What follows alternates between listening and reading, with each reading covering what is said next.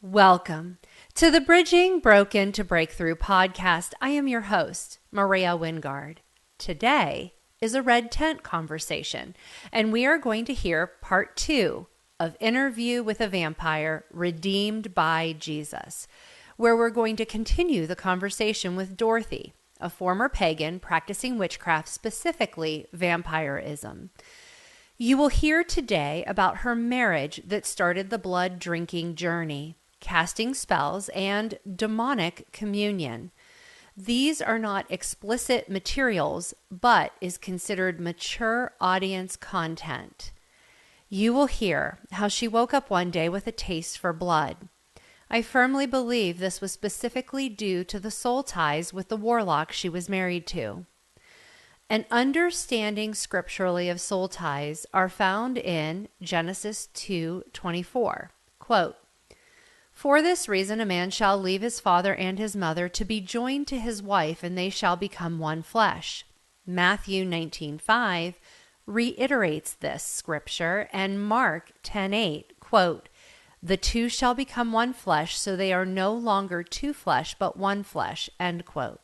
Soul ties are not simply sexual union, though that is how we best see it expressed. It's our very souls influencing and mingling together as one because of covenant relationships. This is also why the Bible states that we should not be unequally yoked in 2 Corinthians 6:14. That scripture is not just for marriage. It applies to all friendships as well, which was clearly demonstrated in part 1 of this interview by how Dorothy stated her journey due to her friendship with a practicing witch started. Hopefully, this will help you understand what was happening to Dorothy as she walks us through this section of her testimony, walking through her trauma that then sent her into rebellion to God. So what was your first experience with casting a spell or doing a Ouija board or something that took it from just music into stepping into that scene? Horoscopes, palm reading, what was your first experience?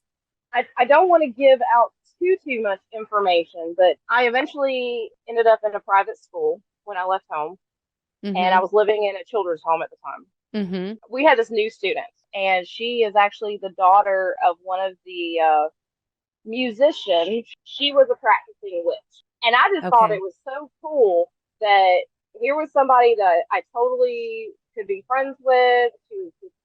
She was just a cool girl. We hung out quite a bit, and I spent the night with her, spent weekends with her several times, and we started to read because it was taboo. We were reading Satanic Bible, and we also were, or I would say I at least was interested in a lot of her books because she had a lot of books on witchcraft, Wicca, spells, like just any of that. And I was reading through it, and at first I thought it was kind of silly. And she's like, "Oh no, this stuff is real." I'm like, "Okay, yeah, whatever." I remember one weekend spending the weekend with her, and one night we actually lit candles, and we were like in a circle of candles, and she was doing incantations, and I was just kind of following along. And I thought it was kind of silly, but there was something about it spiritually. I felt empowered, and that was something I'd never felt before. That I think that's where it really truly began, as far as witchcraft and casting spells and things like that. And even then, I still wasn't that deep into it. I was doing this very surface. It was just innocent surface. This is fun, and I'm doing it to be with my friend. Right. I'm reading out of curiosity. I'm reading the Satanic Bible out of curiosity. I'm reading these spells out of curiosity. And as this is just silly fun. It's a joke, but not really believing in the validity of it. Correct. When did it become a conscious thought? I know you said in that moment you felt empowered and you felt the power of what you were doing. So I know that at that moment you had some awareness of the reality of what you were doing, but you really didn't. When did you have the first moment of realization that there was power in the demonic, there was power in the spells and incantations, there was power in that, and then you decided to pursue that. When was that? It really developed when I was married to one of my ex-husbands, and I did not realize that he was a practicing witch. So was his sister. So you married him not realizing he was practicing as a warlock. Correct. So in our relationship, and we did have a very, very good relationship, at least in my mind at that time. Mm-hmm. Mm-hmm. It was a very loving relationship. It was a very open communication type of relationship. And we would sit up at night and we would talk about different things as far as the spiritual world and whatnot. And I started to develop a taste for blood, which was weird. And I thought that was very strange. And how did you even find that out? I just How woke did you up find one out day, you had a taste for blood? Meaning I would wake up and it was like I would crave the taste of blood. So literally in your thoughts before it ever happened or manifested, it wasn't like you cut your finger and you put your finger in your mouth and you're like, oh, I really crave that. Oh, that's really good. It was like it started in your thoughts. I think it started in my thoughts. I cannot tell you, I cannot pinpoint exactly what made that occur. Mm-hmm. All I can tell you is that I woke up one day and I just had this taste of pennies in my mouth. That's what it tasted like. Mm-hmm. And I wanted more of that taste. So he and I discussed it, and he's like, you do know that vampirism is a real thing. He goes, I knew that you were a vampire long ago.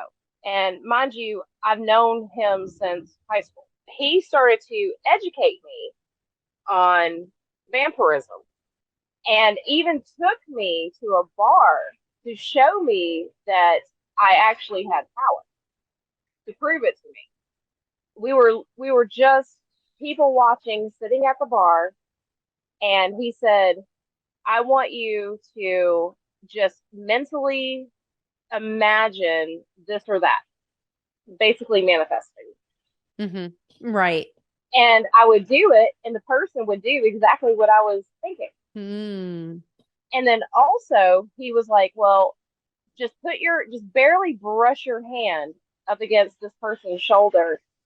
You can feel the energy coming off of them, and you can actually absorb that energy. Which is called what? Psychic vampirism? Yes. For short, it's called vampirism. Right. And that's where you're literally sucking somebody's energy from them. Energy. Exactly. Mm-hmm. It then developed into, because he was telling me, you definitely are a psi vampire, but you don't know if you're a sanguine or not. Right. And that's the people that drink blood. Correct. So then it started, that's when the bloodletting started. And he just did that for you? Like he just sliced himself open and said, here, try it. See if that makes it. And that is when I realized when that happened, and not to be too graphic, but I could feel the energy. I could feel I felt, I don't know, it's hard to explain, but I felt so energized and so vibrant. And as far as like sexual things, it was it amazing. Totally makes sense because it's a perversion of communion. So of course the demons are going to give you eroticism and all that goes with that. Speaking of communion, Jesus in the vampire community is known as the first vampire. Why don't you explain that a little bit, like the thought behind that and how they justify that perversion? It is the Lord's Supper, where he says, take this cup and drink it. It symbolizes my blood. That is where the Bible gets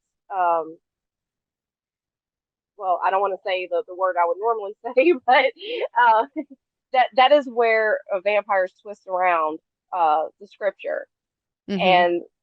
and basically say that Jesus was the first vampire, the first, not the first vampire, but like as far as like a religious spiritual type of being, he is like the ultimate vampire because he is giving his blood so that you can have life.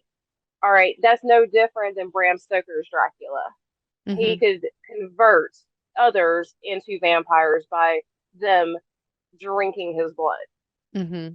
Pretty much any vampire story is like that. Mm-hmm. Anne Rice's Interview with a Vampire, same thing. So that is a perversion for sure. But anyway, within the vampire community, Jesus is accepted as one of the first vampires. I am grateful you have decided to come walk a mile with me, your host, Maria Wingard, on the Bridging Broken to Breakthrough podcast for our Red Tent Conversations. To find out how Jesus bridges broken to breakthrough and to listen to past episodes, please visit hopewillarise.com. And thanks for listening today.